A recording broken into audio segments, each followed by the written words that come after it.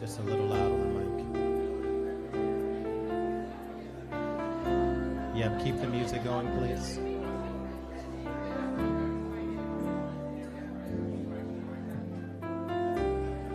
Great, great. This is still too loud. Two things at once. Keep the music going pretty, please, and also turn this down some.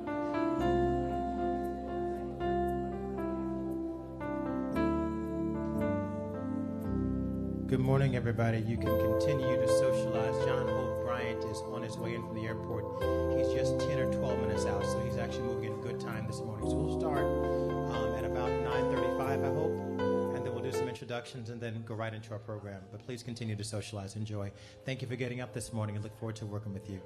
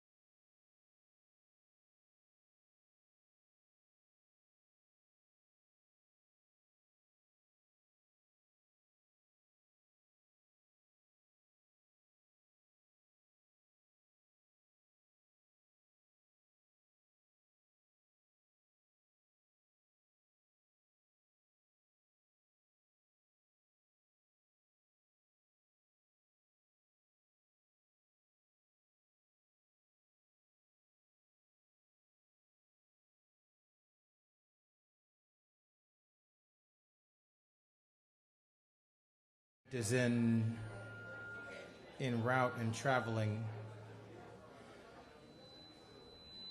This economic empowerment event is brought to you in collaboration and partnership with Tori and Cleo and the whole Christ Universal family. So I want to thank Tori and his family and Pastor for sponsoring this event, for allowing us to use this space. It's also done in, I always tell this story, like when I was a kid, I used to come to Reverend Barrett's church all the time. Man, if you all haven't heard Reverend Barrett sing, you've missed some good stuff. Thank you, Reverend Barrett. I love you very much for your lineage, your family, for the work that you've done in the community for years. It's good to see young TL and to see Tori this morning. I also want to thank Les Coney and the Les Coney Family Foundation. So me, Tori, the Rainbow Push Coalition, Les Coney Family Foundation, and what do you say? So they can hear me? Is it too loud? Is this too loud? Yes, it's fine. I want to give some preliminary remarks just before we start, so I'm sorry. Tori's on WVON right now, but I wanted to thank Les Coney, Tori Barrett, and the Rainbow Push Coalition for putting this event on together. Can you give me a round of applause?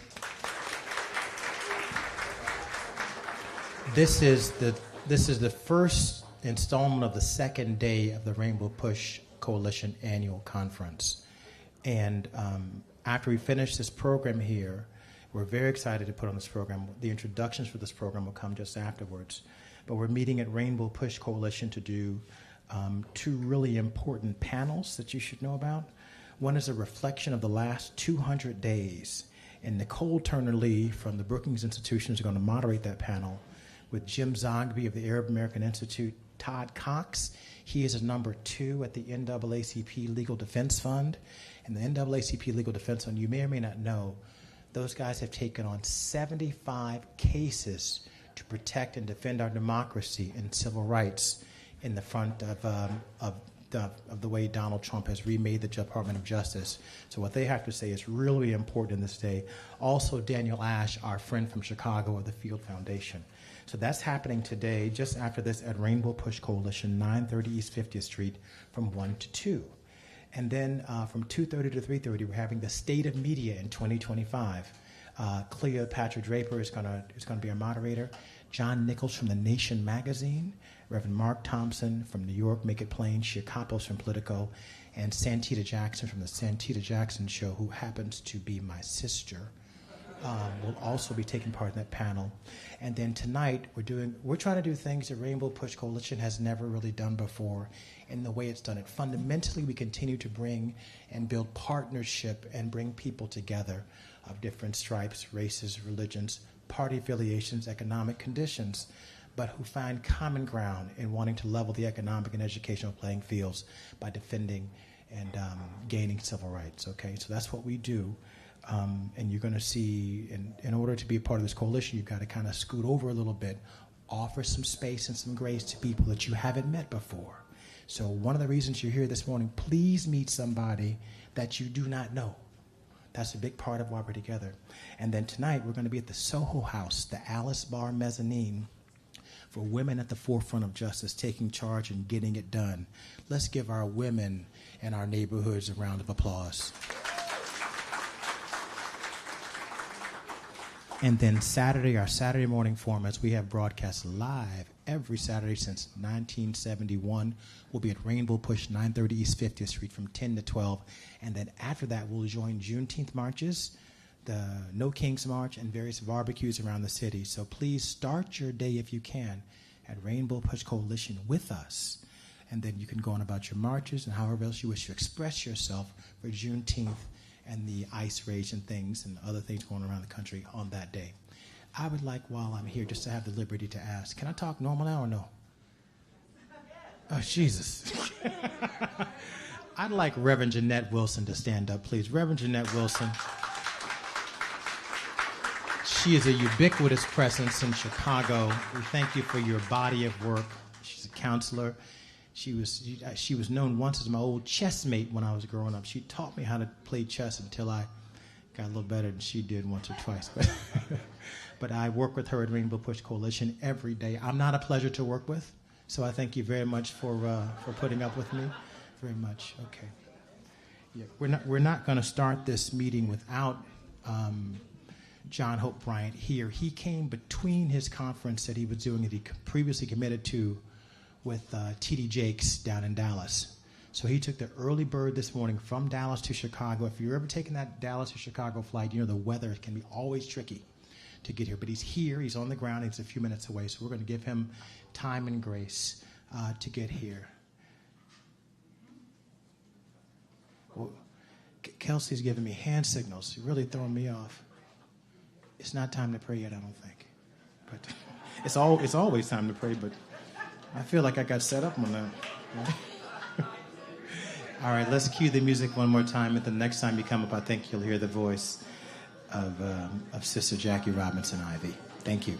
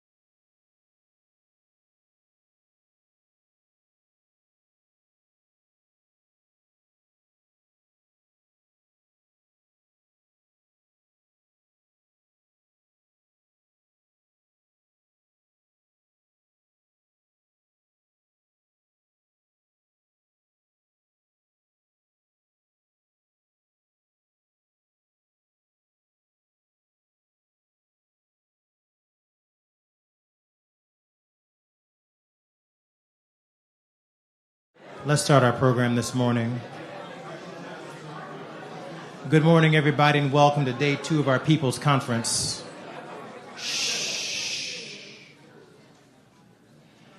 This is day 2 of our People's Conference, a call to action. Yesterday was a very impactful day. I think if you recall, we hosted a big ministers' luncheon with civic and faith leaders and elected officials at Higher 360. Dr. Jamal Bryant was our keynote speaker, and he lit the place up. The concept is rebuilding America through coalition. It occurred to us that the evangelicals did not wait on the Republican Party to give them policy. They gave the Republican Party policy. We can't wait on Democrats to give us policy. We must determine the pillars of what's important for us to develop in our community and then present it to them so we lay the seeds of the foundation for the future. So waiting on Democrats to give us a plan is an inherently bad idea. And so yesterday we discussed some policy. We then partnered with Reverend Jamal Bryant at a demonstration and protest outside the Target store on State Street downtown, and we officially joined that movement where the disciplined use of our dollars will bring about a change. Target can have us with foot traffic on the store floors, and not have us with boardroom seats that make a difference in the board. We want to be part of the Brains Coalition with Target. They made commitments to us post George Floyd's passing that they reneged on when the administration came to be, and they significantly disappointed us. We love Target. We love them so much we call them Target. And so for them to come back on the programs they had designed for us is unacceptable, and we're letting them know that peacefully, respectfully, and in a tradition of the Montgomery bus boycott and the protest movements of the 60s. All of our work is nonviolent with Reverend Jackson's Anheuser-Busch boycott, our Coca-Cola boycott, our negotiations with Texaco. All that is the tradition of what this Target boycott is today. We're calling it a Target fast these days. And then we had a beautiful night last night at Fellowship Baptist Church with the Reverend Clay Evans Gospel Concert with Jacqueline Carr, Darius Brooks, and Marcus D. Wiley. Today we're going to have an impactful session of economic empowerment with our brothers, Brother John Hope Bryant of Operation Hope, and George C. Fraser, the Power Networking Conference. Their conversation is meant to be provocative. We don't want you to leave here comfortable with what they're saying. And I think that's the first start to healing. First plank we're going to have of healing some of the fissures in our community is being provocative, because we got things we have to talk about that we've not been talking about in open places. I would like to, all of the elected officials that are here, please stand up and be acknowledged. Raise your hands. Raise your hands. We're not going to call everybody's name, but I'm going to ask that you stand up and be here.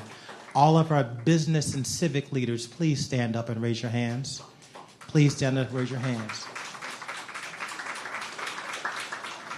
We are a rainbow coalition of interests.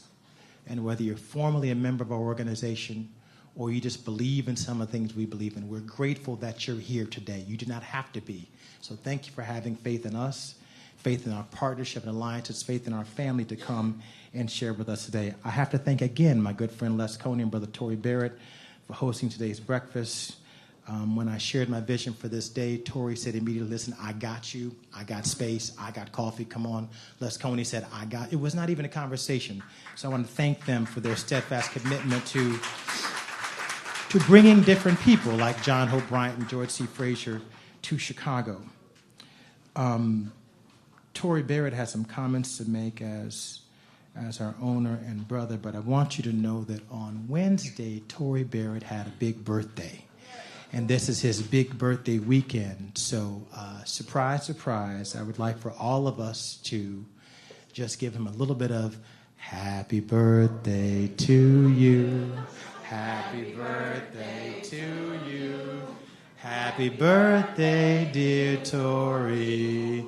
Happy birthday to you. A 1, a 2, a 1, 2, 3, 4. Happy birthday to ya. Happy birthday to ya. Happy birthday to, hey. Don't say we throw a cheap party, baby. We don't throw a cheap party. We got cake and candles. Happy birthday, Tory. Tori's going to make some remarks and start us off with our invocation. Good morning, everyone. First of all, I've been wanting to say this since I was a little bitty boy. Somebody say, I am. Somebody. Say, I am. Somebody. One more time, I am. Somebody. Let's praise God for the man, the legend, Jesse Jackson. Come on, y'all. Let's praise God for the man being in the house today. Thank you for gracing us with your presence on today. It's an honor to have you here, sir. To my brother Yusuf Jackson, thank you. Always calling me at the last minute. But he already know I'm going to say yes. So thank you. And my father happens to be here today, the reason that I'm the man that I am, Pastor T.L. Barrett Jr. Thank you, Dad, for being here on today. I'm going to be very brief. I appreciate you all being here. Many people know that I lost my baby sister, Cleo, in a domestic violence incident over 18 years ago.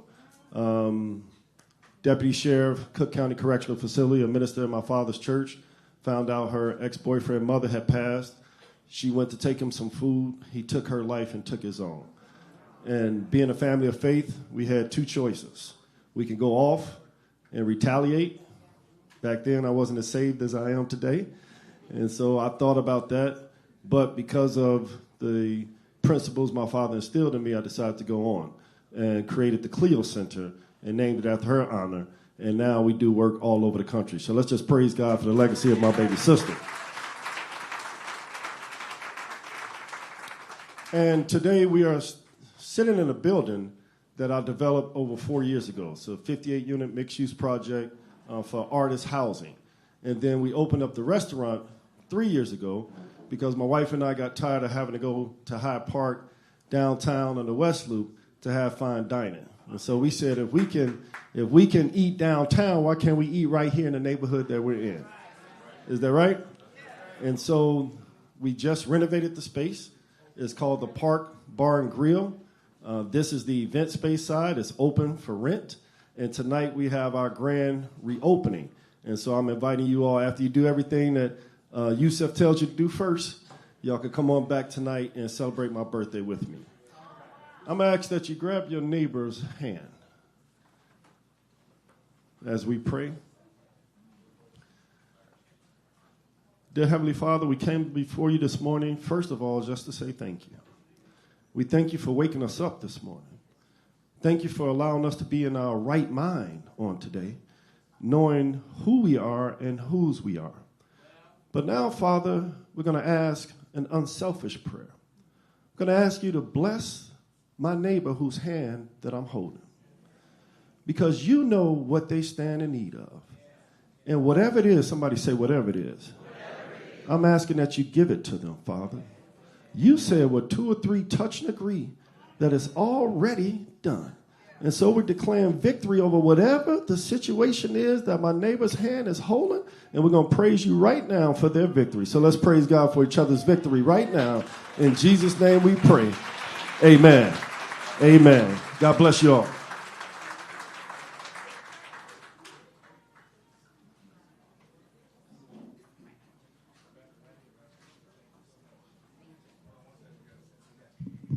Did you all see me negotiating that step like, less than gracious? Good morning, everybody. Oh, I come from the school of Tony Preckwinkle. Good morning, everybody. Good morning. She would be pleased. My name is Jackie Robinson Ivy, and I'm honored that my friend and brother Yusuf asked me to step in this morning to do some introductions.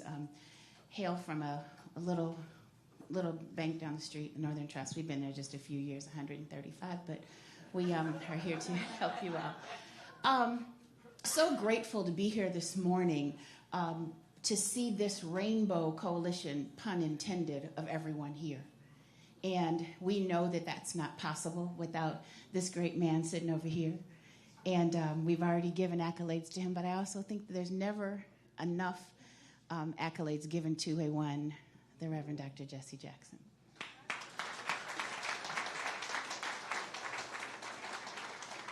Tori, thank you for your wonderful prayer, and again, happy birthday. I'm going to swing through this because I know you all don't want to hear me.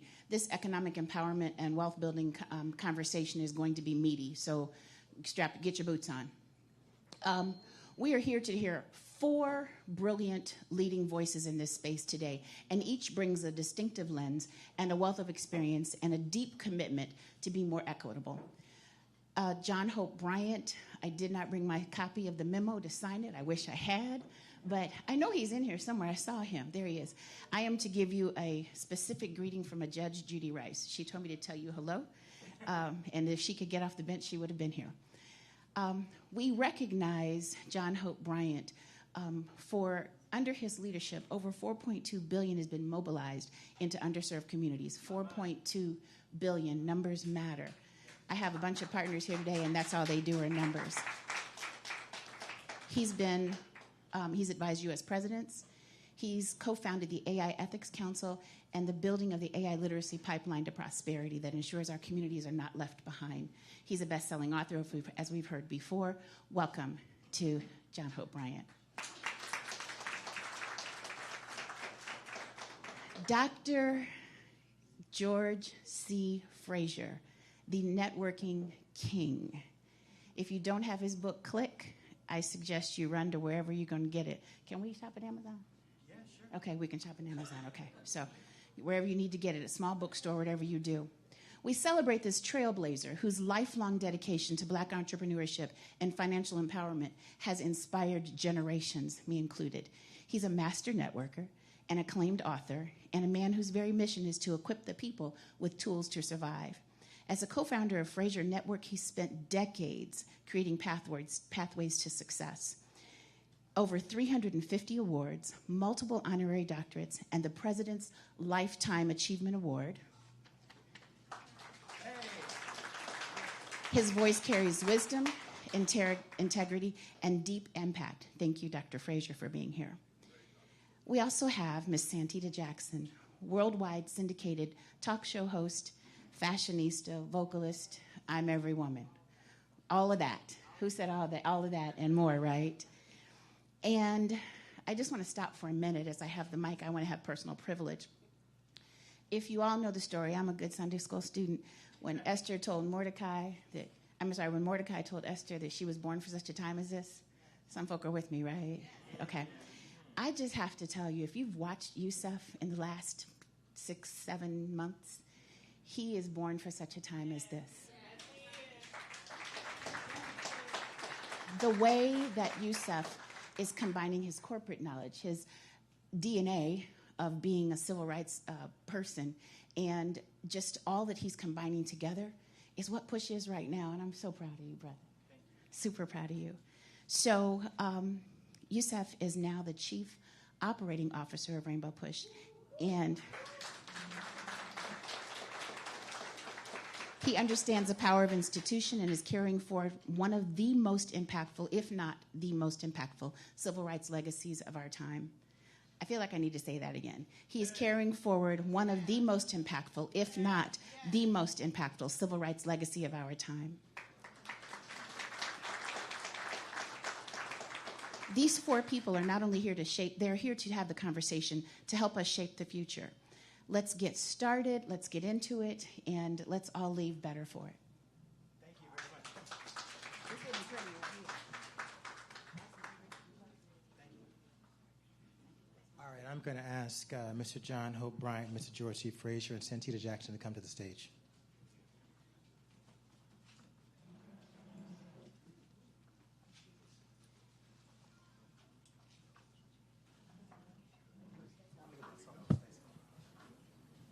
You probably should sit in the middle.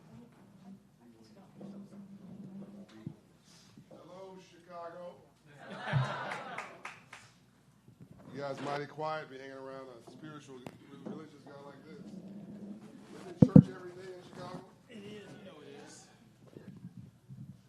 All right, good morning, everybody. First, we have a special guest who just arrived, our Congressman, Brother Raja Krishnamurthy. Let's give him a round of applause. Raja, you're always welcome in our spaces. We thank you for coming and participating with us. All right, we're going to talk about Black economic empowerment and wealth building. not just black, but for those who are disenfranchised and dispossessed in this country. We're going to start off with just a 3 or 4 minute introduction from John Hope Bryant and from George C. Fraser. Let me say at the outset, I want to thank you all for coming to share in our space of the Rainbow Push Coalition.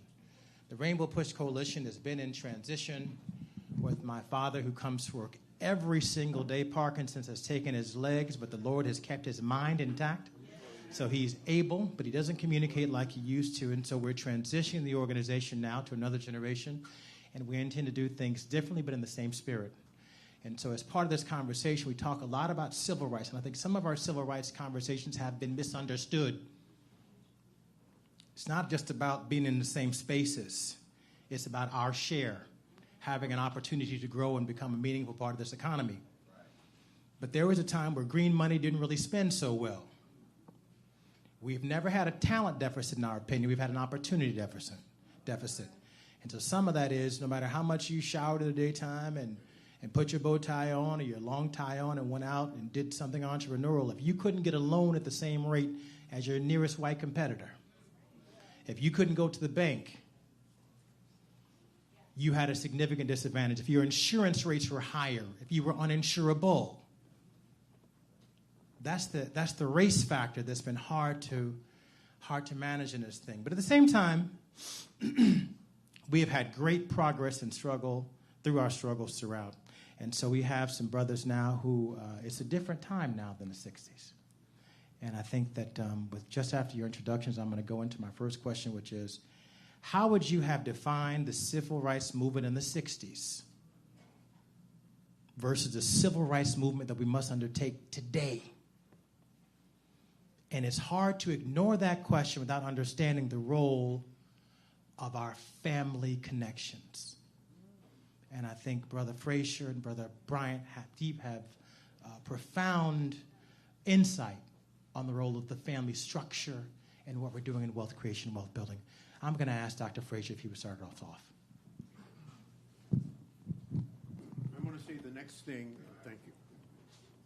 Can you hear me? Yes. I want to say the next thing and still be loved. Don't kill the messenger.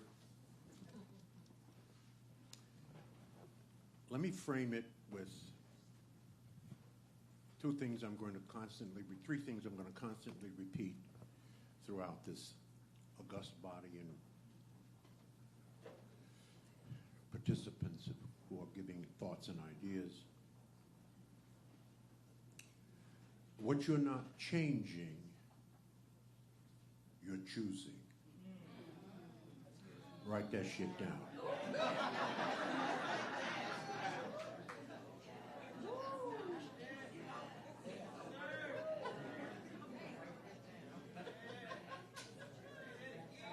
That's number one. Number two, the truth will set you free, but it will make you miserable first. Don't kill the messenger.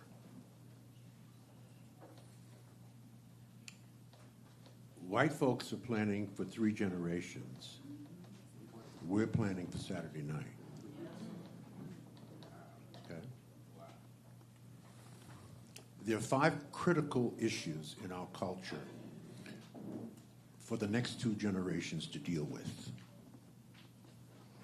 I don't know if I'll be around that long. I just celebrated my 80th birthday a couple of weeks ago. I was 80.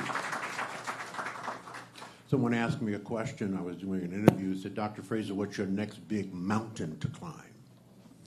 And I said, to make it to 90. Here's some statistics on that.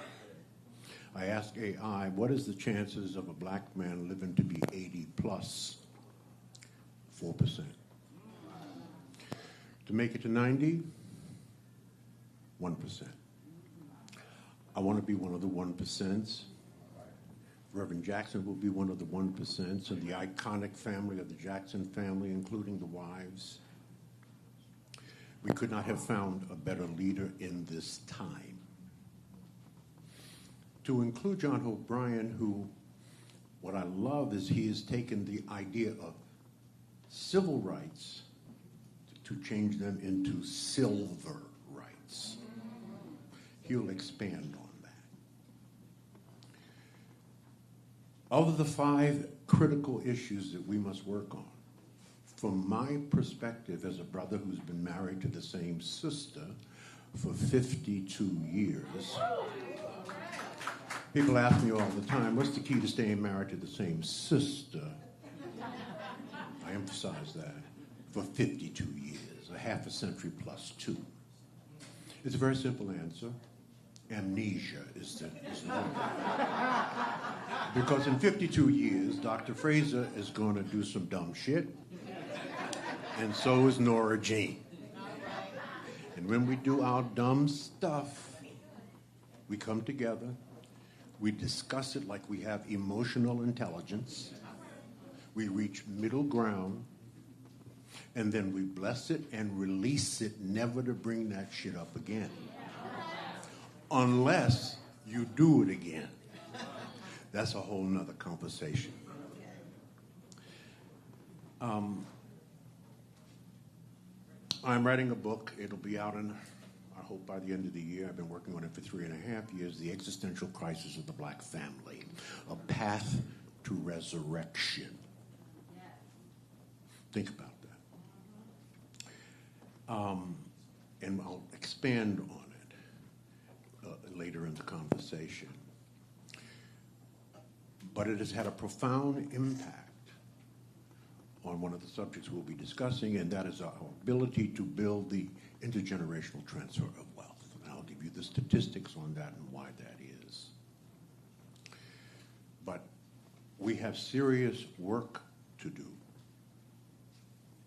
And when I reveal some statistics, what you're not changing, you are choosing, you will understand that the key to solving a problem is to first know that you have a problem.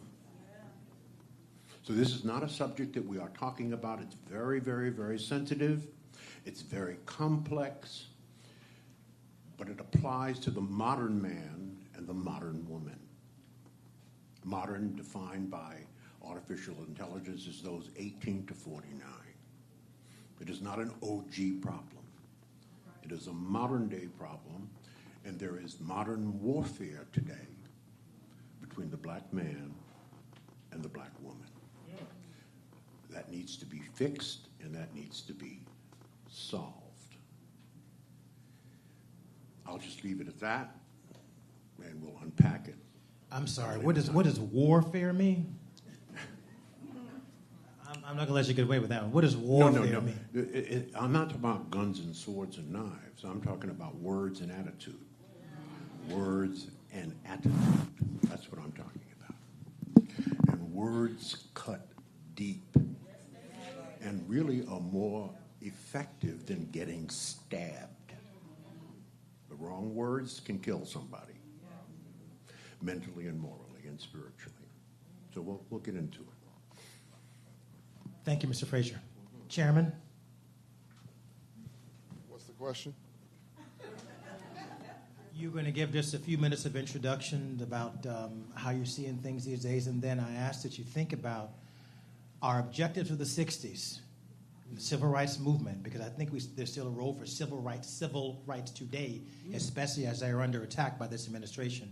How do you define it for today? I'm sorry. Then I offered that I thought that the civil rights movement was necessarily, unfortunately, narrowed into thinking it's about identity and in the same places, and not thinking about how we get on the economic same stepping stone as the objective of the civil rights legislation. In 1959, African Americans, 55% of us lived beneath the poverty level.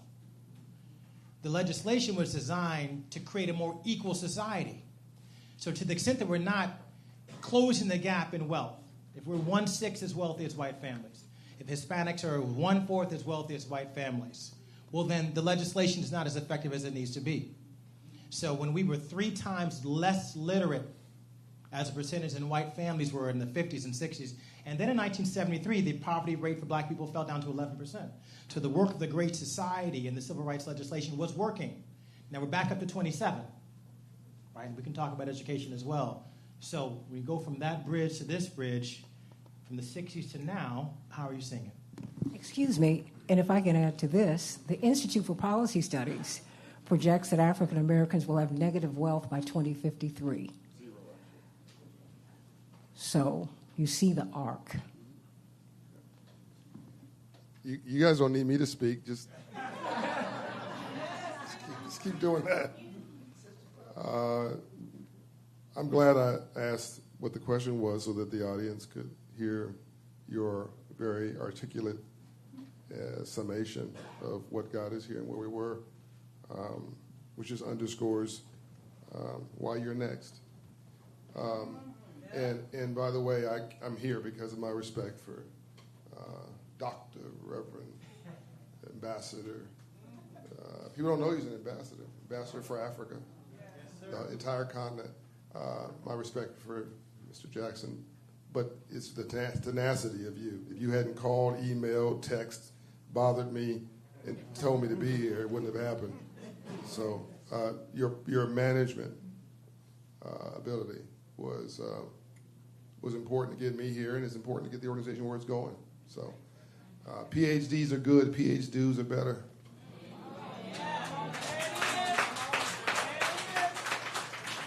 Let me see if I can answer the question. Is civil rights important? Of course it is. Civil rights was not just an era or a movement. And by the way, my mentor, Ambassador Andrew Young, sends his best. I just talked to him this morning on the way here, 93 years young. He's sitting there contemplating whether he's going to get knee surgery or not at 93. He's flying every week, and he's active just like you. So he sends his best, Reverend Jackson. The Civil Rights Movement was a second Reconstruction. You're in the third Reconstruction. There's only been three. First Reconstruction was Civil War, and immediately thereafter, and that was about freedom. And that, by the way, that was black and white. That was Abraham Lincoln, and there was others, but Frederick Douglass, notably. It was 40 acres, January 1865. There was a mule, February 1865. That was Savannah, Georgia, Field Action 15. There was a bank created, the Freedmen's Bank, March 3rd, 1865. Then Lincoln promised blacks the right to vote, and Booth said that was a bridge too far. You'll never give another speech. That was April 1865. That was 4 months. Land, mule. By the way, don't accept anything I'm saying as fact. Use your smartphone to be smart. Do your own research. We can do it where you can do it in real time where I'm talking. Can't make this up. Land, mule, machinery, banking, finance, financial literacy, essentially 1865, because it was chartered to teach free slaves about money, the Freedmen's Bank, and then the right to vote, again, assassination, April, 4 months. And if that had succeeded all the way to the end, I call that the black Jewish business model. Some of you will catch that later. Some of you caught it now. I don't know. But by the way, that's what we're missing. We do need a black Jewish business model, a black Jewish business plan. I'll come back to that.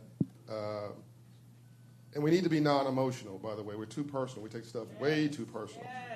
It don't really matter what you feel about what I'm saying. It either works or it doesn't. Because what we've been doing, as far as beyond just civil rights, has not worked. Because our net worth by 2053 actually will be zero if we don't do anything. This is before this administration. This is not, you can't blame this on this administration. This was well before this administration. The net worth of all black people, not poor people, was scheduled to be, if we do nothing else, zero. So after... Why? Oh, I'm trying to get there. So Reconstruction typically gets interrupted in the first couple of 3 years, by the way, because it's just too much for the system and there's pushback. So what happened after the first one? Within 2 years, you had pushback, and literally they gave the land back to the people who owned it before, the former slave owners, former plantation owners. You fast forward now to the second Reconstruction, which is the leaders of the Civil Rights Movement, and they're as important as the framers of the Constitution. Yes. I mean, this is Adams and George. I mean, this is all of the heroes and sheroes of the creation of this country. They just happen to be black. The second Reconstruction was about access, and you needed the government for that. And in 1952, America was 90% Caucasian. Let that sink in for a minute. The whole country was 90% white. So what they did in the Civil Rights Movement was nothing short of extraordinary. Basically a moral calling to get the country to do the right thing. But that was about access. And access to jobs, access to the polling booth, access to facilities, broadband, access to education. But we cashed a check, we didn't learn to write it. So now I'm just doing this real quickly. So now you're in the third Reconstruction, which I think started with COVID and started with George Floyd's murder. And coincidence is God's way of remaining anonymous. I think COVID was a Noah's Ark moment, because the only reason that we even noticed George Floyd is that everybody was sitting at home watching the TV set because of COVID. Otherwise, it would have been like, oh, did you hear about that horrible thing? Okay, what time is dinner? If people would have moved on to something else. Everybody was focused on it. It changed everything. So, and then within 2 years of the largest sort of social justice reckoning on black America economically, within 2 years, what happened? Pushback. And, of course, we know what happened in the 60s. It was a decade of assassinations and so on and so forth. And women got affirmative action because blacks were denied it. In 1972, a woman couldn't get a bank account, not 1872. And I'm not talking about black women. All women. A white woman with blonde hair and blue eyes could not in 1972, please check this out, don't take my word for it, could not get a bank account and could not get a loan unless her husband co-signed it. This was a real debate about whether women should have rights and all. It was a real debate. And women got the benefit of affirmative action because after Kennedy and Johnson and King and Jesse and everybody else, and by the way, Operation Breadbasket, I didn't mention that. That was brilliant. That was Operation Hope, well ahead of our time. Because of all that, the system said, the society said, well, this is just too much. And so Nixon was a reaction to, no different than, I think, the current president is a reaction to Obama. Nixon was a reaction, and they said, let's give affirmative action to women. And they codified it for women. Now, today you're in an era of opportunity. Now, we didn't talk about this before I got here, but you mentioned it. I think you're going from civil rights to civil rights, not or, and. Two things can be true at the same time. We're going to have to be bilingual, by the way. We need red rooms, stopping bad things happen to good people. You need green rooms, access to capital, access to internship, access to apprenticeships, access to opportunity, access to business growth, access to home ownership. I mean, the number one way you build wealth in America is home ownership. Why is it that black people own 44% of homes compared to 75% of our mainstream counterparts? I mean, the whole tax policy in America is designed around home ownership. That's not my opinion. That's a dead fact. That's a live fact, actually.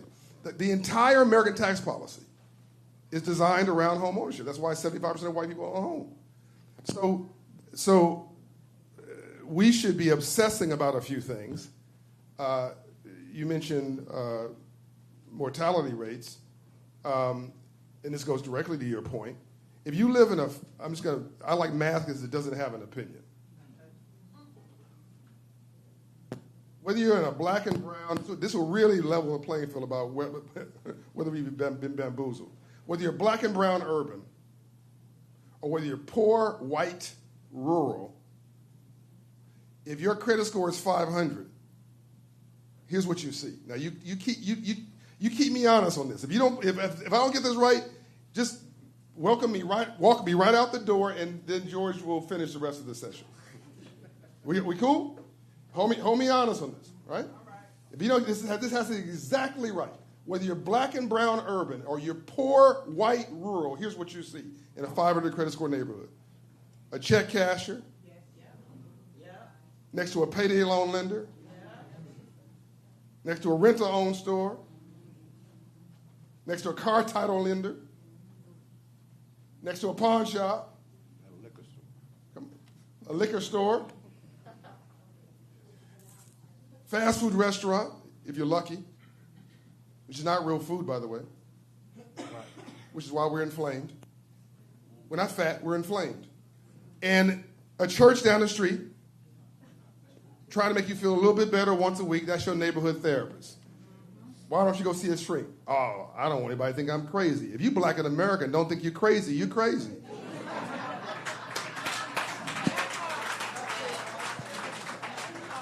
Now, we praise differently. Black folks, we hoop and holler because we're emotional. We're from Africa.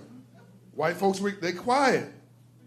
They still go into church, and by the way, we riot loudly. We riot in the streets. They riot in the ballot box. Okay, that went over your head. You'll get that later. So, but none of that stuff works. The fear doesn't work. Doesn't put your kid through college. Doesn't pay rent. Doesn't pay mortgage. So all this hooping and hollering that anybody's doing, everybody's doing, is not going to work. You need a business plan. So you didn't kick me out. So it sounds like that resonated. So then here's another one that ties into what Dr. Fraser has said. If you live in a 500 credit score neighborhood, you live to 61 years of age. You don't get Social Security until you're 65. If you live into a 700 credit score neighborhood, I'm in Chicago, so Garfield Park, if I got that right, that's a 500 credit score neighborhood. And Lincoln Park, did I get that right? Lincoln Park? Lincoln Park, 15 minutes away, is a 700 plus credit score neighborhood. You live 20-year longer life. 15 minutes away. By the way, I mapped every zip code in America by credit score. This is not episodic. Every zip code in America, this is completely true all across the country. 15 minutes away, a 20-year difference in lifespan, and it's tied or rooted in credit scores. Now, somebody's going to say, no, John, it's being crazy. You're telling me that I'm living longer with my credit score? No. Credit score is like a signal. Credit score is a trending indicator for hope, well-being, belief, confidence, joy. Whether you believe that you can or whether you believe you can't, you're right. Is the glass half full or glass half empty? Depends who's looking at the glass. I can't guarantee you that being optimistic is going to make you succeed, but I absolutely guarantee you that being negative is going to make you fail. So if you have a surviving mindset in a thriving world, you're depressed, you live to 61 years of age. If you ever go from a surviving mindset to a thriving mindset to a winning mindset, then you live to 70, 80, and beyond. You have a two-parent household, not one. You go to college, not just high school. You have very low violent crimes per thousand. This is statistics and data you can find on my Hope Financial Wellness Index. I've mapped it all out. And we found that just from a data-rich perspective, by the way, the home ownership rate in a 700 score neighborhood over 70, 75. In a 500 credit score neighborhood, it's 28%. So, literally, and what's the lowest credit score group in America? Black people. We have an average credit score of 620. Okay, that didn't hit you like I thought it would. Let me break it down for you. You can't get a decent car loan at 620. If it's 580 and you go get a Mercedes off one of these dealership lots, it's not a Mercedes, it's Mercedes payments. And they're not even making the money off the car sale. There's 3 businesses in a car dealership. There's car sales, which we obsess about. We obsess about what's the payment, not what's the interest rate. You never ask what a payment is when there's an interest rate attached. The second business is finance department. That's where they really take advantage of you. And the third one is maintenance. And if you're buying a previously owned car at 18% interest, there's 2 things I guarantee you. It's going to break down within 2 years, and you're going to give it back within 4. So that's really a finance business. So really, the color is green. It's not black or white. There's more poor whites in America than poor anybody else. It's not red or blue. The color is green. No one's ever taught us capitalism, free enterprise, economics, and ownership. We're not dumb and we're not stupid. It's what we don't know that we don't know that's killing us, but we think we know. I just simply say to people, if you don't think this works, try it. If all you did was raise credit scores 100 points, this is very controversial, but I'm saying it. If all we did Forget the government. Forget the president. Just ignore them. If all we did was go door to door in our own family and raise our credit score 100 points, you get $750 billion of net worth within 20 years. Don't do anything else. And that's within our own control. Then you take that credit score, you go to a bank, get a prime loan. I guarantee you go to a bank's website at midnight. They don't know what color you are. And you have a 700 credit. I see you got a good credit score. I can tell. You right there. You. Raise your hand. Yeah, yes, absolutely. I know you got a good credit score. So if she goes to the computer at midnight and types it in and she's got 725 credit score, the computer don't care what color she is. Answer is yes. Up to $100,000 is automated. The answer is yes. Just try it. And if we go take a decent credit score and then go to become a homeowner, that's $800 billion over 20 years. So we've gone from a zero net worth to those two examples, credit score and home ownership, going from 44% to 62%, which is not a big jump. That's $1.6 trillion in net worth increase, and you never even touch the government. I can keep on with this, but I'm going to stop. My point is, I've only been here for, 30 minutes, and I think we just solved all the problems of black America. Where the rules are published and the playing field is level, we kill it. Professional sports, we kill it. The arts, we kill it. Faith, church, we kill it. Politics, you voted for me or you don't, we kill it. Where the rules are published and playing field is level, we kill it.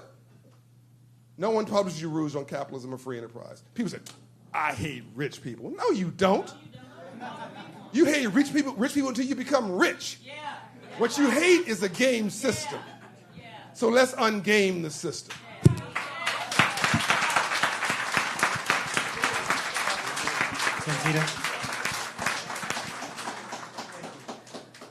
Actually, I have a question for both of you, but let me start with you, Mr. Bryant. You lobbied presidents of the United States to change the name of the U.S. Treasury Annex. Yes, to the Freedmen's Bank. Why is that? What is the significance of the Freedmen's Bank, and why did you do that? Did everybody hear what she said? I'm honored that she would do that research, but it's not about me, this is about we. This is one of the most monumental pieces of lost history ever. Freedmen's Bureau, as you well know, created black churches, black hospitals and black colleges and universities and all the social and human structure. But as part of that same legislation was the Freedmen's Bank that was chartered to teach free slaves about money, financial literacy, 1865, and give us access to capital and ownership.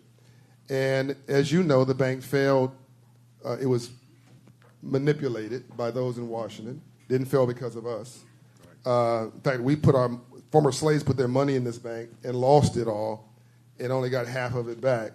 But that bank failed within 10 years. Frederick Douglass actually put $10,000 of his own money into this bank, which if you do calculations is a lot of money. This was $10,000 in circa 1865. And he ran the bank, even though he knew it was not going to succeed, but he used his credibility because he thought that was more important, that success of that bank, than 20 more years of slavery. And so the history had been lost, and Janae Roscoe, who's here somewhere, took me to a museum in the Ford Museum the Lincoln Museum, sorry about that, in D.C. You know your museums. And we found out that there was a bank, and Lincoln had chartered it for us. And it was the last piece of the story. It was the missing piece of the why to me. Because people say that, we're lazy or we're stupid. And of course, all that's ridiculous. We came here as agrarian. We came here in the agrarian age because the soil that had the gold in it, which was the soil for cotton and the soil for tobacco and all that stuff, that was in very harsh conditions in very humid land where the soil was dead. The only people who had the knowledge to take dead soil and bring it back to life were Africans. So this concept that we were these stupid people and these lazy people, no, they brought us over because we were agricultural geniuses, right? And we were the most valuable asset in America up until 1850. And half of all exports in America in 1840 was cotton, which was us. So this bank was our exodus. That's why I said the Black Jewish business plan.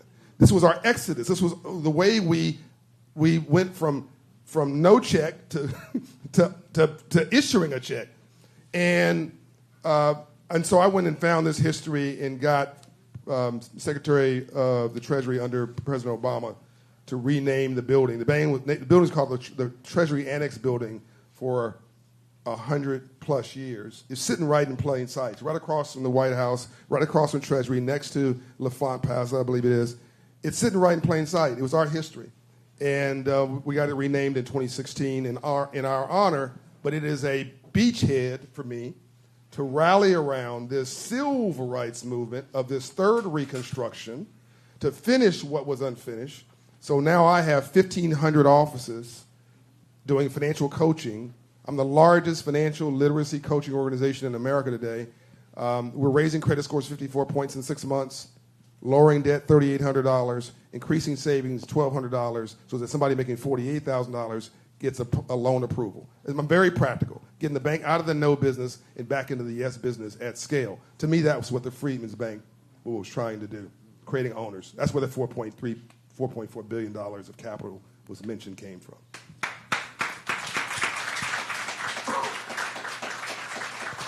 And yes, I'll make my answers shorter.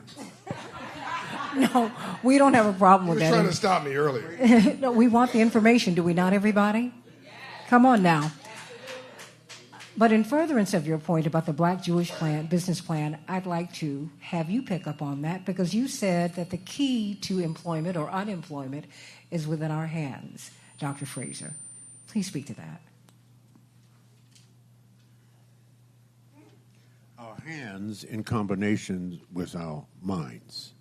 They have to work together.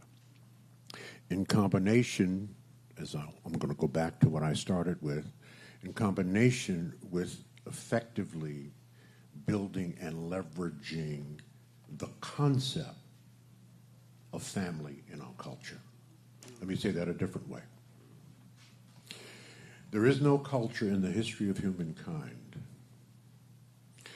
that has risen to maximize their full cultural potential without family at the center of that culture.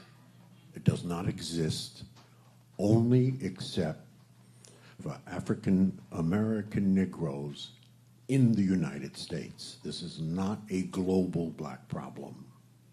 This is unique to America, so there must be something in the water. Okay, I don't know what it is. Without couples, you have no families. Without families, you have no community. Without community, you have no tradition. Without tradition, you have no culture. Without culture, you have no future. Without a future, you do not exist. The existential crisis of the black family. So this is a hands-on and brain challenge. 71% of our sisters are not married. 29% of our sisters will never get married by choice. 66% of black men are not married. And 35% of black men will never get married. This is exacerbated by two devastating and long-term statistics. 72% of our children are born out of wedlock, and 80% of our children live in a single-parent home raised principally by a black woman. This is not good. If it took a male and a female to make a child, it takes a male and a female to raise a child.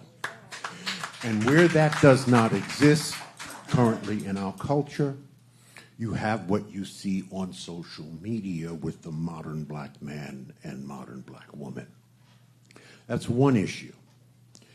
We could spend this whole panel talking about that issue.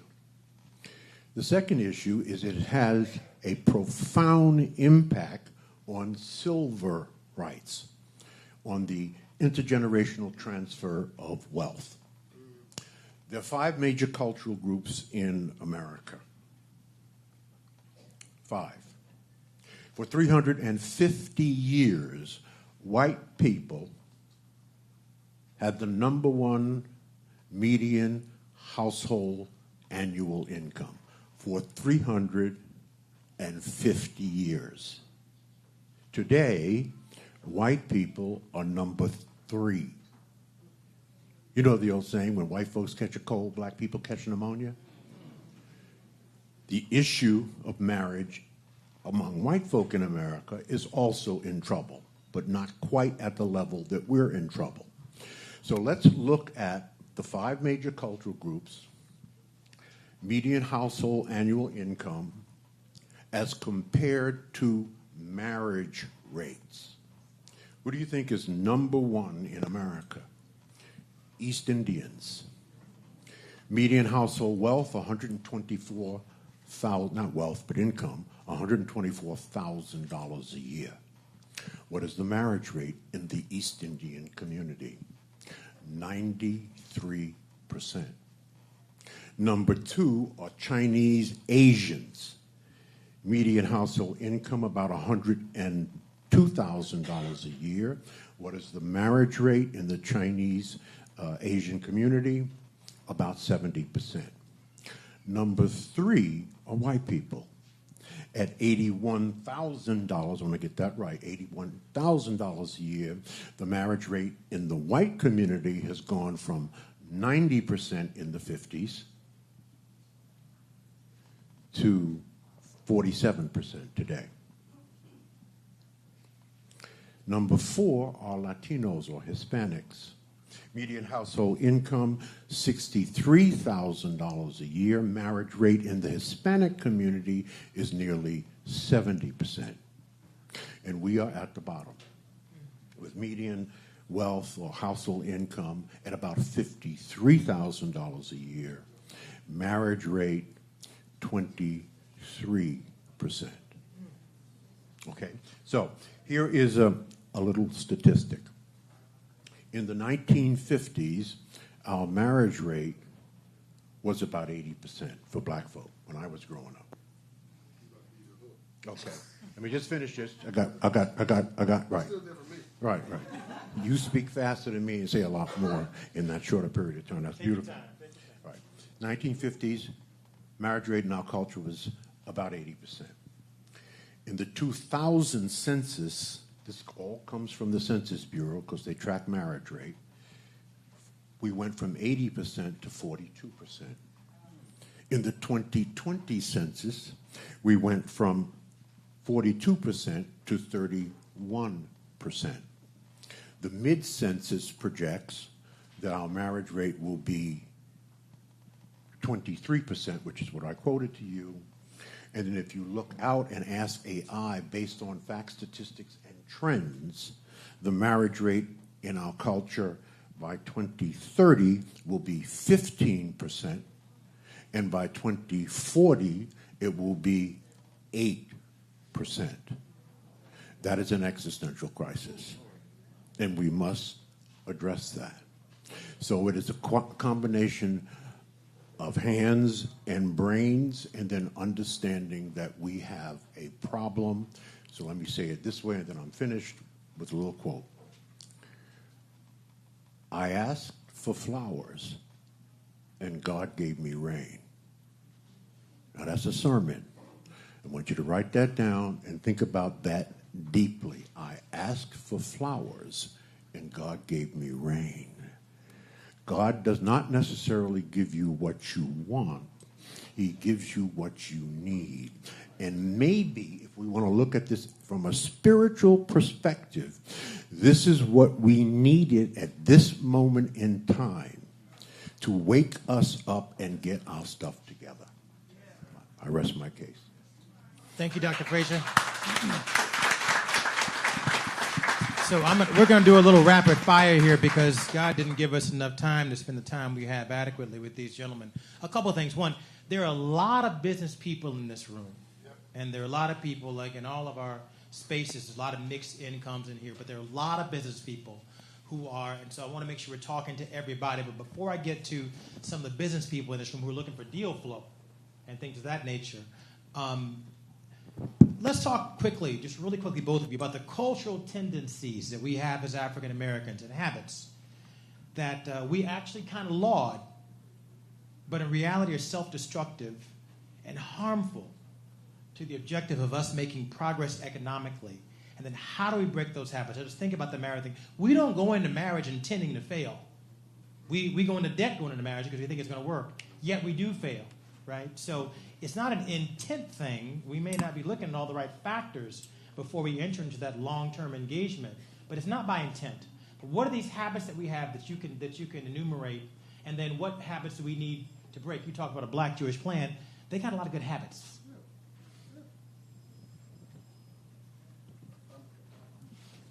Are you guys enjoying this? One other thing.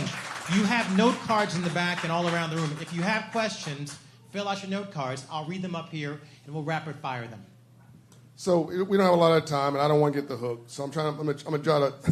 I'm gonna assume everybody here is just really smart. I'm gonna talk pretty quickly and crisply, and I'm sorry if I'm sort of jumping over stuff, but this problem started. The problem of everything we just mentioned, the habits, the marriage, all that stuff, 6,000 years ago. So 6,000 years ago, so marriage is endowed by God with spiritual elements, spiritual significance about 3,000 years ago. Of course, Jesus, the Bible, so on and so forth. But marriage started 6,000 years ago. It was a business deal. It was two families trying to protect their interests. I hate to say this, it's pretty disgusting. Brothers and sisters got married, cousins got married. It was a family bloodline thing, and they were trying to sustain it. This is in some parts of the world, not in Africa. But I'm just trying. The point I'm making was it was business. We've made it emotional. 6,000 years ago, by the way, blacks, Middle Easterners. Ouch. Yeah, blacks, Middle Easterners. And Jews, and by the way, half of all Jews are dark today. Ouch. Yeah. These three groups created economics, essentially, 6,000 years ago in the Middle East. We don't have time for this story. But in short, blacks chose culture and cool. And they chose commerce and capitalism. They meaning other folks. We rock the mic, they own it. Quincy, ouch. You're getting personal. Quincy Jones told me, God rest his soul, if you think you're in the music business and you don't have music rights, publishing rights, licensing rights, you're actually not in the music business, you're a temporary performer.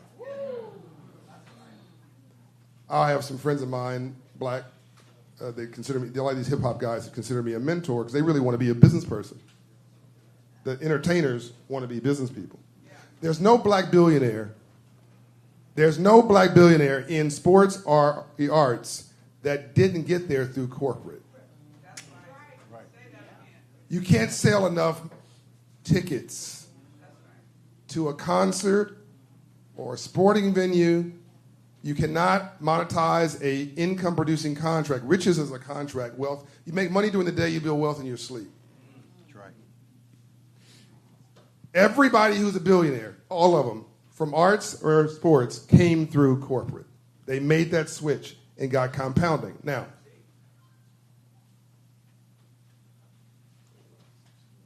if my hip-hop friends now complain about a contract they wrote that they entered into, and then want to blame it on whomever, my thing is, if I love them, stop. Knock it off. No one forced you to sign that contract. A good negotiation is where both people leave the table slightly annoyed. This guy was focusing on the contract. This guy was focusing on the contract and had a lawyer and all that stuff. And this person focusing on, I want to write some cool music. And by the way, there's a attractive girl who just walked by. He's distracted. He's going to get clocked. So 5 years later, when they're monetizing the contract and enforcing elements, you cannot now call that racism. That's not racism. This person just negotiated a very good deal and you weren't paying attention. Racism exists. That's just not a good example of it. So we got to sort of call things what they are, knock the rest of it off. So you go to the club. Today is Friday night? Friday night? Some of you guys are going to go to the club tonight. And we had a good time, great conference. Oh, she's so fine. Oh, he's so handsome. What's your name? What's your name? What's your credit score? Oh, you think I'm kidding? Because when the looks fall away, when the looks drop and the body falls away, that's your business partner for life. That's the way that my white counterparts think about it. That's the way the Jewish community thinks about it. That's the way people in the Middle East think about it. That's the way people in basically every place in the world but us. We've romanticized it. Period. We've been doing so much with so long. We've been doing so much with so little for so long, we can almost do anything with nothing. But it is an old Southern saying, no matter how much I love you, my son or my daughter, if I don't have wisdom, all I can give you is my own ignorance. So out of love, we pass down bad habits from generation to generation. Out of love. But if you hang around 9 broke people, you're going to be the 10th. So all I'm saying is, just try what I'm saying. You don't like what I'm saying? I don't care. Either it works or it doesn't.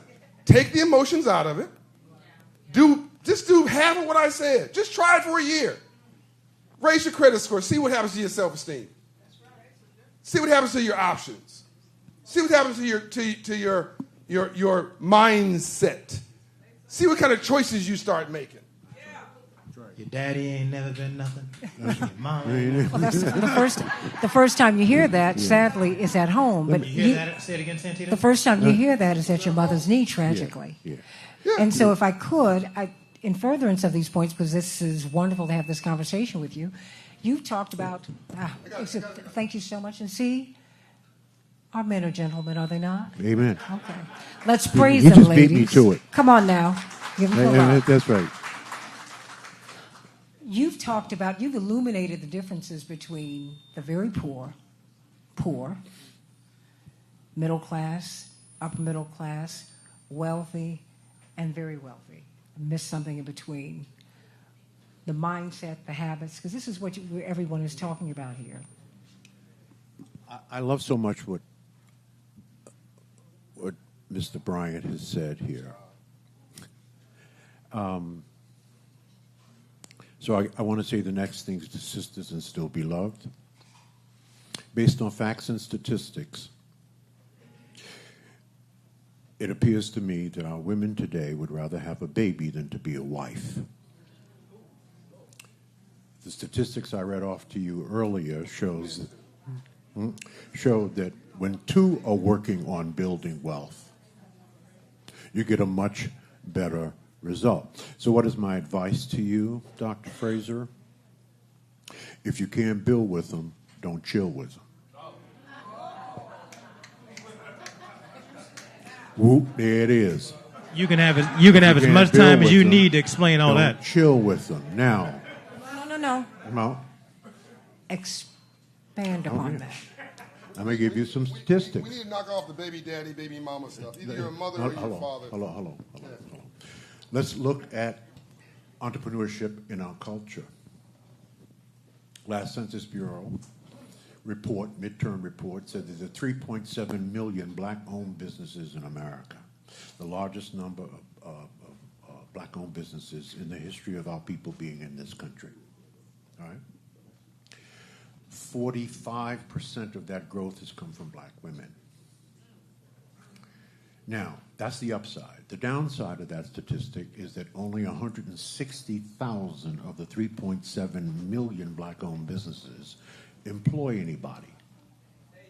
But the average annual income from those businesses is about $1.5 million a year. That's the upside. The downside of that is that means 3.5 million of our black-owned businesses are fundamentally sole proprietorships. And the average annual revenue from those businesses is about $30,000 a year, right around the poverty line. A significant percentage of those businesses, sole proprietorships or solopreneurs, are our sisters. Now, the upside of that is that at least we're thinking about building businesses as opposed to getting a good corporate job, which is what my generation was focused on. So we need to work together as male and female.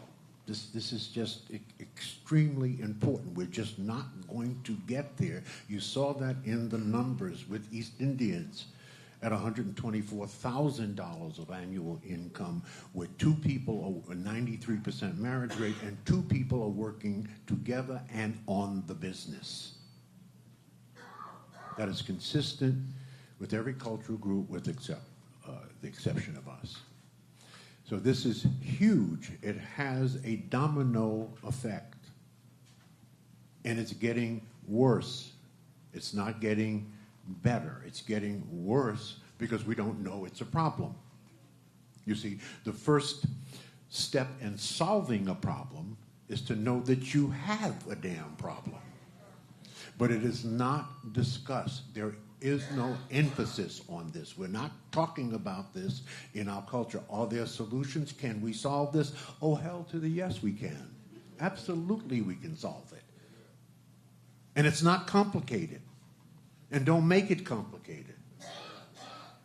The statistics are real and in our face. The solutions are really relatively simple. First, raising consciousness. Second, we have institutions. Let me give you a statistic.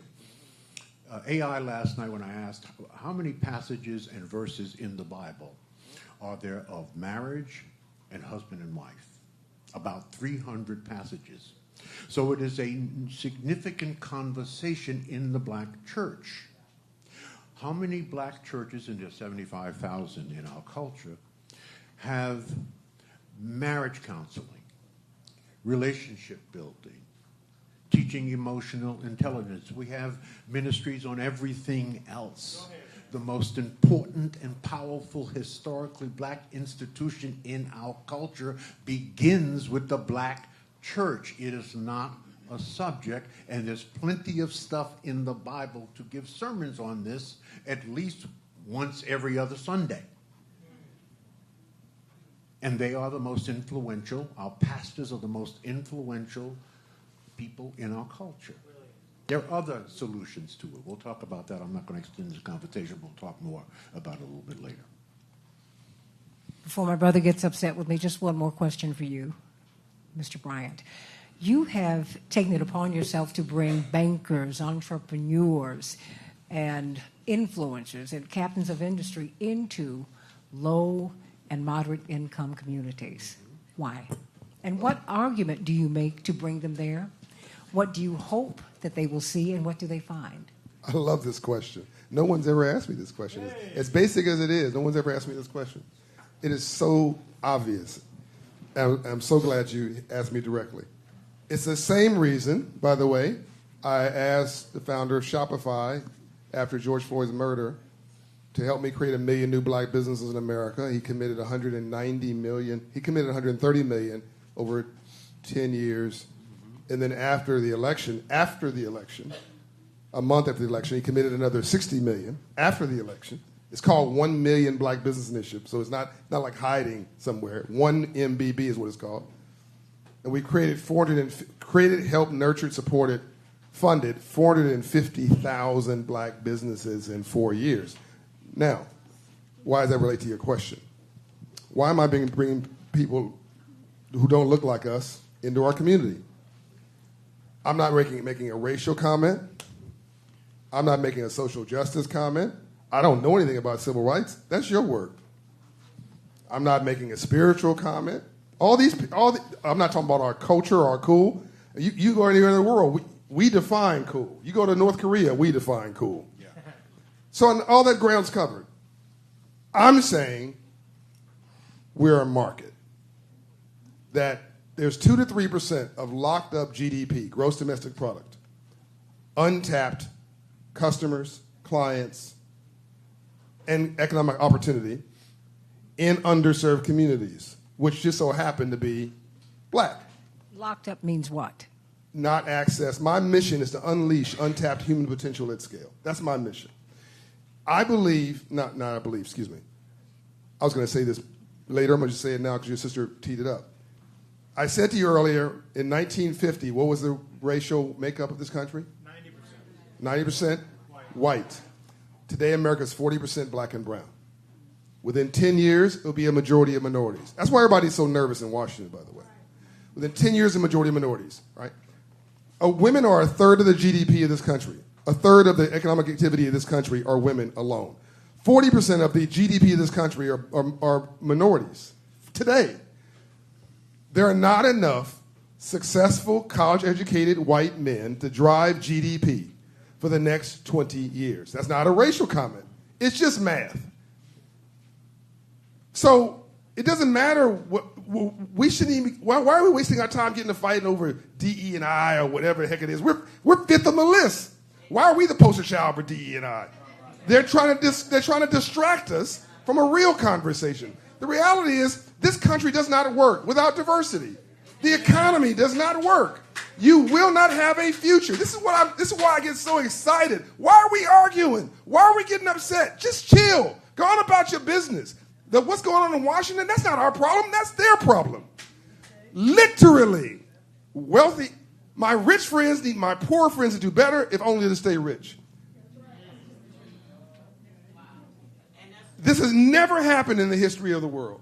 It's never happened that a superpower, it's always happened that a superpower is always the economic power. That's always happened. It's never happened that superpower, who is the economic power, needed the diversity of minorities to keep that party going. That's never happened. To me, that's all God. So now here's the problem. You got all these wealthy white folks retiring all at the same time, baby boomers, the largest group in this country. There's more people over 65 than under age 18. Those over 65 are Caucasian, and they're all trying to play golf at the same time. They're all trying to retire. Then you have people who are younger, who look like us. The problem is, these are the capital owners, and there's $100 trillion that is going to be moved through inheritance in the next 10 years. 100, I get choked up saying the number. $100 trillion, 15 trillion of that are businesses that are successful, have customer lists, clients. They're the biggest plumbing company or dentist or whatever in your city. You know who they are. You go to them. They've got no, what's that word when you're trying to get the business to somebody else? You've got no, there's no succession plan. The kids don't want it. The wives don't want it. The husbands don't want it. They want the cash, the bonds, the stocks. They want to go play. The business is too much work. You can go buy the business. They'll give you seller financing. They don't want it to end. My point is, I'm so excited. The question you asked me is the whole ball game. You can't this country cannot cut itself out of a $20 trillion deficit. I don't care what you do. If you fire 200,000 federal government employees, if they succeeded in doing that, that's 3 days of interest payments on our debt. No one tells you this. That's 3 days of interest payments on the nation's debt. So it's a game. They're playing with you. The only way you get out of this is to grow yourself out of this. Go ahead, man. And you grow yourself out of this through increased economic activity. And 70% of the entire economy is consumer spending. Coming to this conference, paying for gas, going to get lunch, my plane ticket, like simple stuff. Buying liquor here this evening. I hope nobody bought liquor this afternoon. And 70% of Americans are living from paycheck to paycheck. This is why I think financial literacy is a civil rights issue of this generation. 70% of Americans are living paycheck to paycheck. 50% of those making $100,000 a year are living from paycheck to paycheck. 50 or 15? 50% of everybody making $100,000. I don't want you to give me a hook. I'm going really fast. And the third of those, of everybody making $250,000 a year today, are living from paycheck to paycheck. Yes. Today. Yeah. So the country is just stressed out. And they don't know where they're going to get the economic activity. They don't know what. No one's giving them a business plan. You never want to be the old guy in the club. So before he stops me, I'm going to stop myself. But let me tell you this. If you like anything I said, or you don't like it, please, I challenge you to not like it. Just go to my website. Just go to type in John Hope Bryant, Dream Forward. John Hope Bryant, Business Plan for America, for black people. I've written it all out. You don't need to take my opinion on it. I've written a business plan for black America, one for Latino America, one for Asian Americans, one for rural white Americans. I didn't leave them out. I wrote one for Native American Indians. Go print it out. Is there any common ground in that between the? Oh, it's all common ground. Give me the 4 or 5. So if you're black, we don't read, right? So you basically hid it from us. Me? You hid it. You blaming that on me? So, but I mentioned a couple of them. By the way, all this aligns with Dr. Fraser saying. These are all interrelated. There's nothing he said that I wouldn't have said if I was having a family-oriented conversation. There's nothing that I said that he wouldn't say if he was having an economic-oriented conversation. And we didn't compare notes. It's just common sense. And I think the intersection of what you're talking about is beautiful. Yeah. And that's why. Yeah. So I mentioned 2 things earlier that didn't involve the government that you could do on your own. One was credit scores. If you haven't checked your credit, there's an error in your credit report. I guarantee you. If the law states we can get that off your credit report. By the way, that's a 40-point pop in your credit score. If you have something in your credit score and you don't know what it is, the 3 credit bureaus, which they're just credit repositories, the law states this is civil rights. Thank you for doing this. The law states civil rights legislation. If you cannot confirm that that's mine, Mr. Credit Bureau, you must remove it within 30 days. That is the law. Thank you, Reverend Jackson. Now, 90% of the time, if you write them a letter, because we do it all the time, they can't confirm it's yours. 30-point pop in your credit score. I can get your credit score from 580 to mid-650s most of the time without much drama within 3 to 6 months. We're just not checking it. We're afraid of it. We're like, well, if I don't check it, I guess won't get worse. No, it's bad. It's just going to stay bad. So don't wait for it to attack you. Attack it.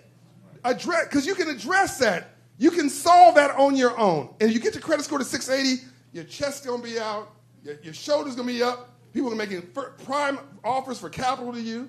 Because right now, versus a bank in 1930 that was racist, it was a family-owned bank, they didn't want to lend to black people. But now, I own Wells Fargo. I own all these stocks. We all own it. They want to make profits. Because if they don't, you're not Netflix, you're Blockbuster. Oh. Exactly. That's good. Nobody wants to be JCPenney's. Nobody wants to be Sears. Yeah. Nobody wants to be Blockbusters. These capitalists want to figure out how to keep this party going. Exactly. This is ironic, for the first time in history, you cannot have a successful country unless black people are successful too. Yeah. All right. Dr. Fraser, they're going to have to turn the room over at some point, so I'm going to get these rapid questions out after the doctor goes, and I want you all both to give us your ending comments on something. I think you probably heard enough of me. I know we heard. You heard enough of me. We're not going to let you go back home. We're going to hold you down. Until Black America puts Black America first, we will always be last. Okay? Let me say it again. Until Black America puts black people first, we will always be last. Right? To be black and beautiful means nothing in this world unless you're black and powerful. Okay? I'm sorry.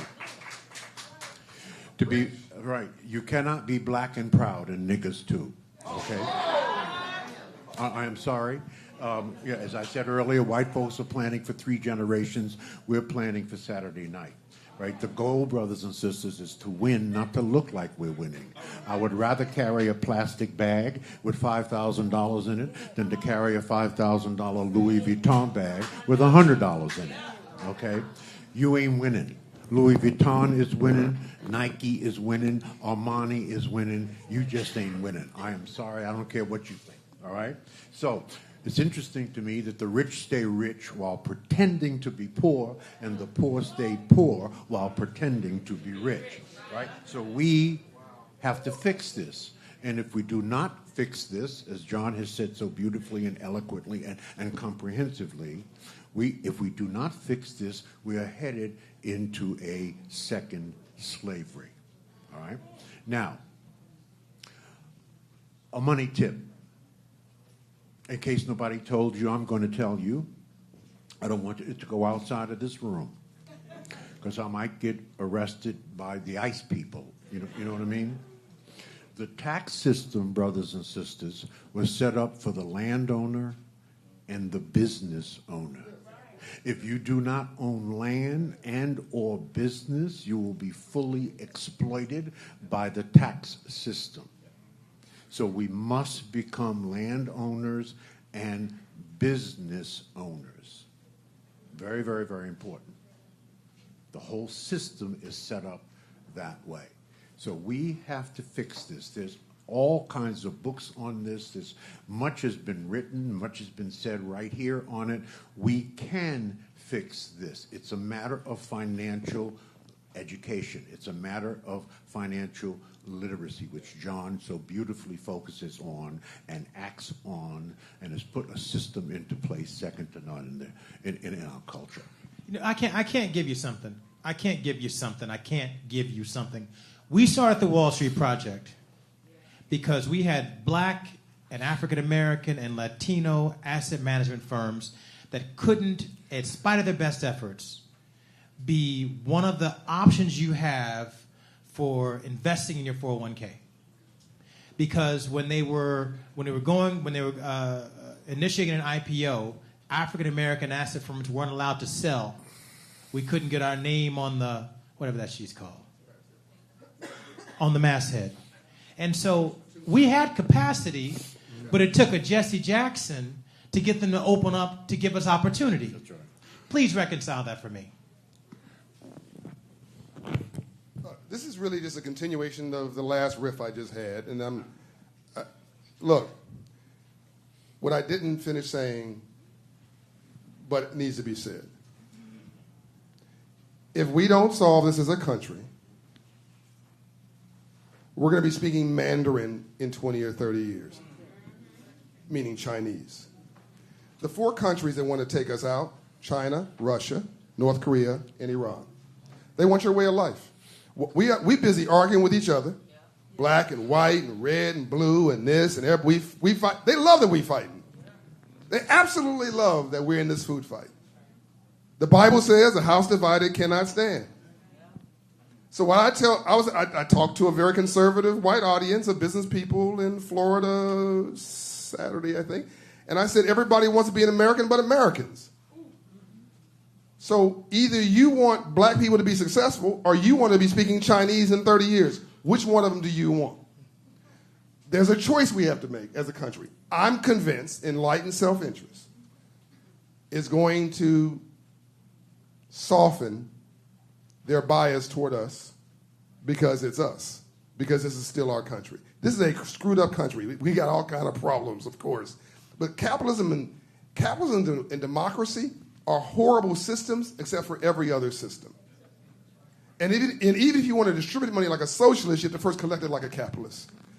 We have just never learned capitalism, and we've never had the relationship capital. That's what I was getting to, is that you can force through the government apparatus, policies, procedures, all that stuff, you can force those changes. They're systemic, they're groundwater, and we still need it. There's another change that has to happen at the same time. We have to stop just knowing broke people. We have got to build relationships in the suites and not just in the streets. So I've moved $4.8 billion worth of capital. I've not filled out one application. I'm sorry, sometimes in arrears, I got to go and, document the file. I'm not saying anybody gave me money. That's ridiculous. I'm saying the criteria by which that they issued the money to me was not based on some, application and some ratio. They're like, I like John. I'm comfortable with him. He makes me feel good. I feel like if I give him my money, I'm going to get it back. And by the way, they got it back. I sold a company. By the way, I'm not coming here selling you wolf tickets. Everything I'm telling you to do, I've done. My mother she had to do relationship capital with her employer, in her community. She had a credit score when she passed away, used to be of 854 when it went that high. She worked at McDonnell Douglas Aircraft for 32 years, making $18 an hour. She had a high school education. She passed away with $1 million net worth. Did you get that? Yeah. She had a will, so nobody gamed her when she was passed. She was gangster. She had a poison pill in the will. Anybody who challenges his will is rejected from it. The family was quiet. And I know because I'm the trustee. She put me in charge of it. They were ready to fight. Everybody's ready to fight until they saw that my mother's language in there. She had a life insurance policy.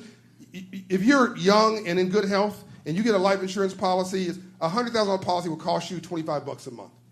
$1 million policy will cost you, in good health, $50 a month. $100 a month maximum. When you pass away, and you will at some point, that's generational wealth. You can buy in the life insurance policy. You can do a term policy, not even a whole life, with a will, a one-page will. Get it off the internet. Now you're directing capital to whomever you want. Don't be Prince and don't be Aretha Franklin, whose money went to somebody that they did not direct. They think they were going to never die. Who thinks they're going to die? So a will, a term of life insurance policy, buy a house. I didn't buy one. I bought 700. My grandmother owned up one. My mother owned 7. I was, until recently, the largest minority owner of single-family rental homes in America. I started in 2017. I bought homes into 2021. I sold the company for $121 million. I still own 35% of the company. I'm about to launch something else that I think is going to be $1 billion company in 2 years. That's an affordable housing fund. And by the way, what's the real benefit of having a real estate company? Half of that income every year is expenses tied to vendors. So now I get to hire the minority plumbers, minority electricians, the painters, the landscapers, the roofers, the housekeepers, the construction companies. I get to make that choice. I can't give you enough money through welfare or through handouts. I can't. Oprah said last night, she's got a Negro exit plan. She has a Negro exit plan in her family. If you come to her for money, she gives you some money one time, and then you exit. And I'm with her on that, because when you get successful, everybody's got their hand out. I can't give it to you. I'm not going to give it to you for the rest of your life. I made this money. And I'm working all this time. And it doesn't do you any good for you to become dependent upon me. But I want to teach you how to fish at scale. Yeah. And so if we can get some of these basic principles in place, right. Buy a house. It will go up in value. It will compound. And then use the equity from that, put out a home line of credit, and go buy a second home. Don't go buy anything fancy. Nothing in Lincoln Park. No mansions. Go buy hood adjacent, near transportation, jobs, and economic activity. Buy it, rehab it, and rent it. Yeah. If you just do what I just did twice, buy the house and then buy the income property with the equity from the house, get a life insurance policy, and what did I say, a will, you'll be worth $1 million in 5 years. That's right. I didn't mention nothing about no government. I didn't mention nothing about demand, racism, police brutality. All these are problems. I'm telling you, you gotta. Charity starts at home. Go ahead, man. We're not doing the basics. Not like we tried it and it didn't work. We're just not doing it. That's why I'm so excited. That's why I'm bringing companies into our communities, because it's a market opportunity. It's win-win. They get a new customer, and we get better services, and we get opportunity. Where's the negative in this? Shopify was asked, why do you want all these black people? They're like, More customers? Oh, duh. Isn't that what we want, or do we just want handouts? I'm being sarcastic here. But let's have a real conversation. He didn't do all this so that we begging 50 years later. We need to upgrade our software. That iPhone you got in your pocket, when you got it, it was 16 Pro. The minute you walked out the door, you went there, the software is already trying to upgrade itself to 16.9. The software now on my 16 Pro is 18.9. They're not waiting for new hardware to come out. They understand life is dynamic. Don't let the perfect become the death of the good. Okay, I'm done. Give him a round of applause. Look, we have a lot of pressure to finish up. I'm going to give Dr. Fraser the last word. Yeah, just a quick. That was no. That's good. Let me just simplify this, recap this with very short points. The 5 pillars for the intergenerational transfer of wealth, of which John has covered like a rug. First is marriage. Now, it's whatever you call it. It could be cohabitation, it could be a situationship, it could be a cultural partnership, but you need 2, right? Marriage. The second is the proper management of accumulated wealth, okay? That's called financial education, financial literacy. John covered that like a rug. A third is real estate. Real estate. What's the first thing God gave Adam? Real estate. What's the first thing God gave Isaac? Real estate. Own some real estate. What's the next thing? Business ownership, right? And it could be just sole proprietorship, but start a business. Start a business. It's one of the pillars for the intergenerational transfer of wealth. The final pillar, and John touched on it, is proper insurance. Here's the statistics from the New York Times. More black people have insurance on their cell phones than they have on their life or the life of their children. So we value our damn cell phones more than we value our life. And John is exactly right. To invest properly in insurance, within 20 years, you can be a millionaire. I have 3 granddaughters, 2 beautiful sons, 3 granddaughters. My wife and I have bought an insurance policy, 6 for each of them, 6 weeks after they were born, with the agreement with my children that we, my wife and I, will pay the premium until we die, and then you must commit as the parent to complete paying that premium until your child is an adult.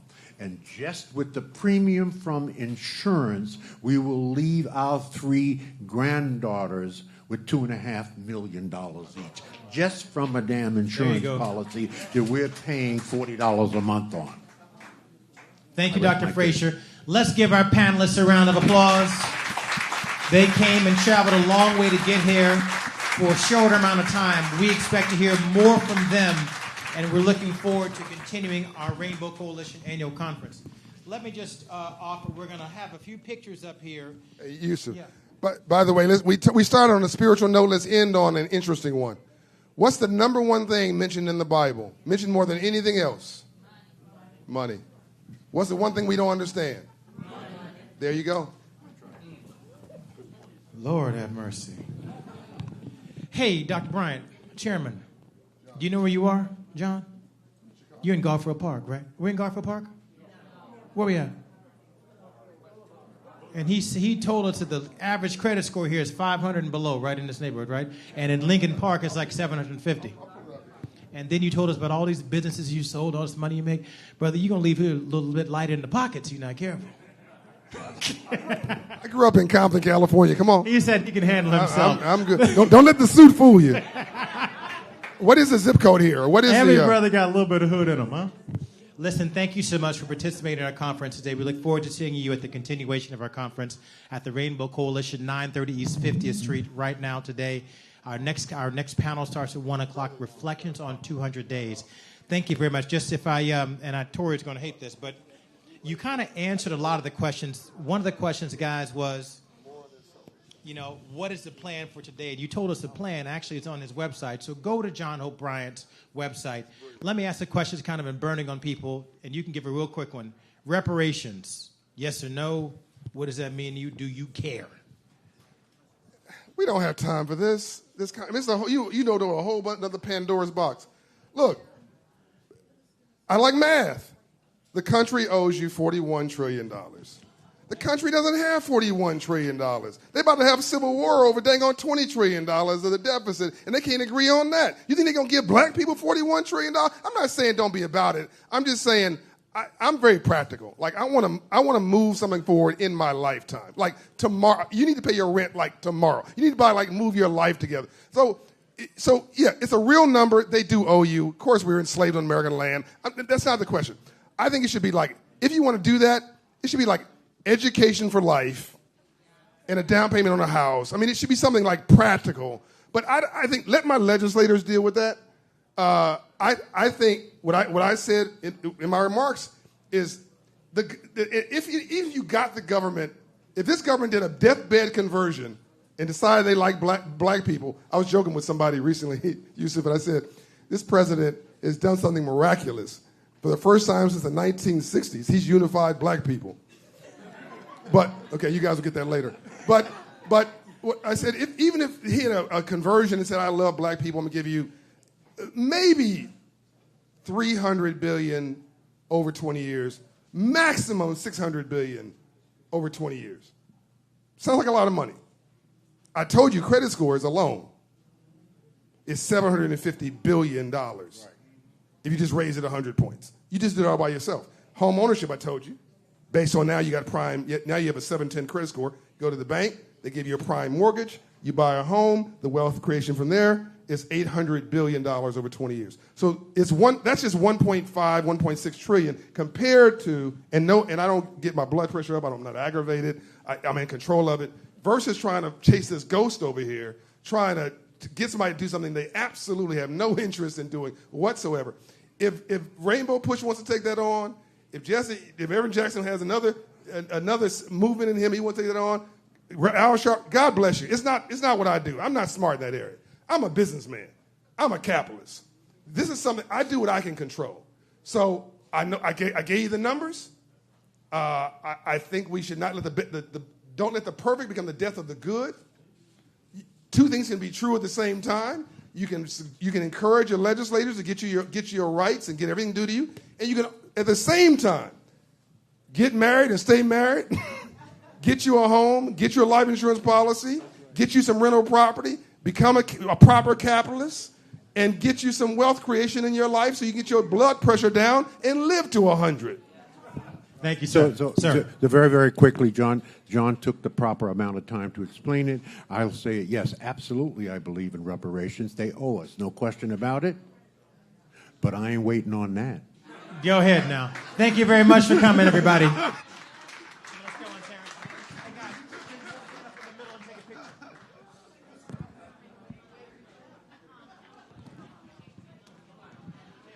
And if you all do not mind, we have to turn this room around, and so we're going to ask that the bar is closed.